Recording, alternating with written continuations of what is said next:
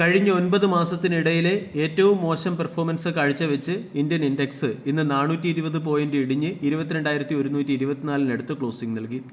All time ഹൈയിൽ നിന്നും Nifty 50 16% ഇടിഞ്ഞു കഴിഞ്ഞു.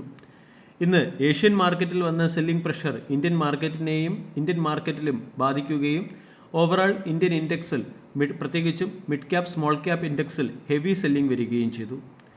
ഇന്ന് മിഡ് ക്യാപ് ഇൻഡെക്സ് 3.4% ഇടിയുകയും ഓൾ ടൈം ഹൈയിൽ നിന്നും 22% കറക്റ്റ് ആവുകയും ചെയ്തപ്പോൾ സ്മാൾ ക്യാപ് ഇൻഡെക്സ് 3.5% ഇടിയുകയും ഓൾ ടൈം ഹൈയിൽ നിന്നും 26%-ലേറെ കറക്റ്റ് ആവുകയും ചെയ്തു.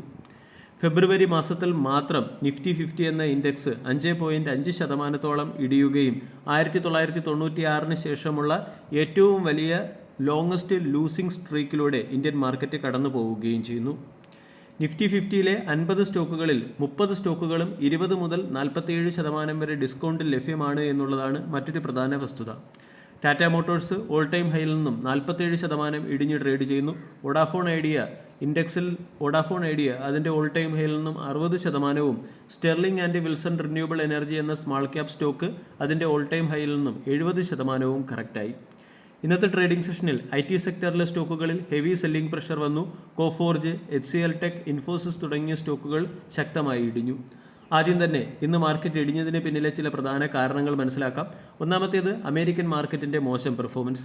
കഴിഞ്ഞ ട്രേഡിംഗ് സെഷനിൽ നാസ്ഡാക്ക് 2.8%, S&P 1.6%, ഡോ ജോൺസ് 0.4%വും ഇടിഞ്ഞിരുന്നു.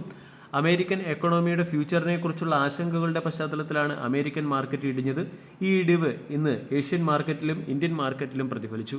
രണ്ടാമത്തേത് മാർച്ച് 4 മുതൽ മെക്സിക്കോയ്ക്കും കാനഡയ്ക്കും മുകളിൽ 25% താരിഫ് ഏർപ്പെടുത്താൻ ഡൊണാൾഡ് ട്രംപ് തീരുമാനിച്ചിട്ടുണ്ട്. കൂടാതെ ചൈനയിൽ നിന്നുള്ള ഇമ്പോർട്ടുകൾക്ക് മുകളിൽ 10% താരിഫും അതിനു മുകളിൽ 10% അഡീഷണൽ ലെവിയും ഏർപ്പെടുത്താൻ തീരുമാനിച്ചു. ഇതൊക്കെ ഏഷ്യൻ മാർക്കറ്റിലെ സെല്ലിങ്ങിന് പിന്നിലെ പ്രധാന ട്രിഗറായി പ്രവർത്തിച്ചു. അമേരിക്കയുടെ എക്കണോമിക് ഡാറ്റ ഓരോ ദിവസം ചെല്ലുന്തോറും മോശമായിക്കൊണ്ടിരിക്കുകയാണ്. എക്കണോമിക് ആക്ടിവിറ്റിയും ബിസിനസ് ആക്ടിവിറ്റിയും മോശമായിട്ടുണ്ട്.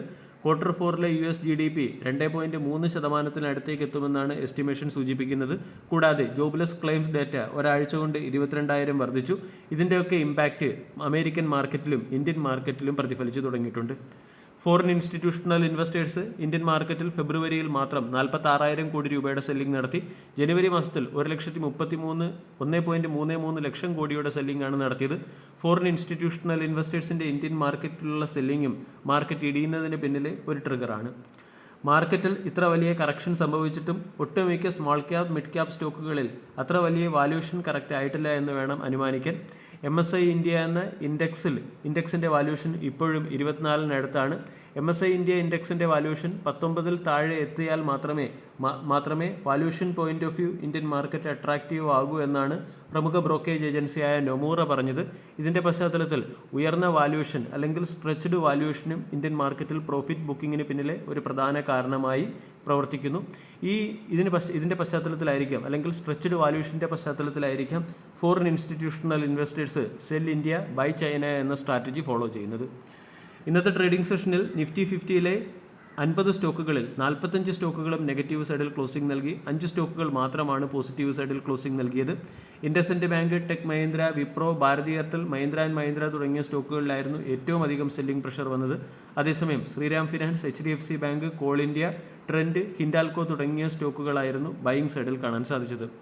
അതോടൊപ്പം തന്നെ സെക്ടോറിയൽ ഇൻഡിസസ് നമ്മൾ പരിശോധിക്കുകയാണെങ്കിൽ IT സെക്ടർ ഏറ്റവും മോശം പെർഫോമൻസ് കാഴ്ചവെക്കുന്നു.